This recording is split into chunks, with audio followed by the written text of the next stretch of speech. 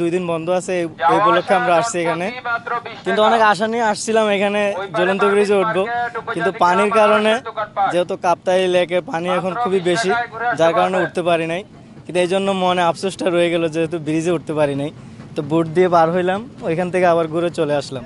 যদি পানি আর একটু কম হইতো, ব্রিজে উঠতে পারতাম, তাহলে আরো ভালো লাগতো আর কি। অনেকটা ভালো লাগতো, কারণ আমরা অনেক কষ্ট করে আসছি আসলে এখানে ঝুলন্ত ব্রিজে উঠবো, কিন্তু ঝুলন্ত ব্রিজটা আসলে ডুবে আছে, এটা অনেক আমাদের কাছে খারাপ লাগতেছে। যদি আর একটু পানি না থাকতো, যাইতে পারতাম ওভারে, তাহলে আমাদের থেকে অনেকটা ভালো লাগতো। আমরা আসছিলাম আসলে বাইক নিয়ে চট্টগ্রাম থেকে, মানে কাপ্তাই লেক এখানে ঘোরার জন্য।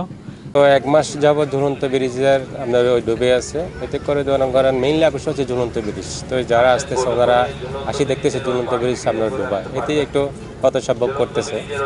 তো এতে করে টুরিস্ট কম হচ্ছে, বোটের ভাড়া একটু কম হচ্ছে, এতে করে আমাদের ব্যবসায়িক যারা আছে বোট মালিকরা চালকেরা অনেক ক্ষতিগ্রস্ত হচ্ছে।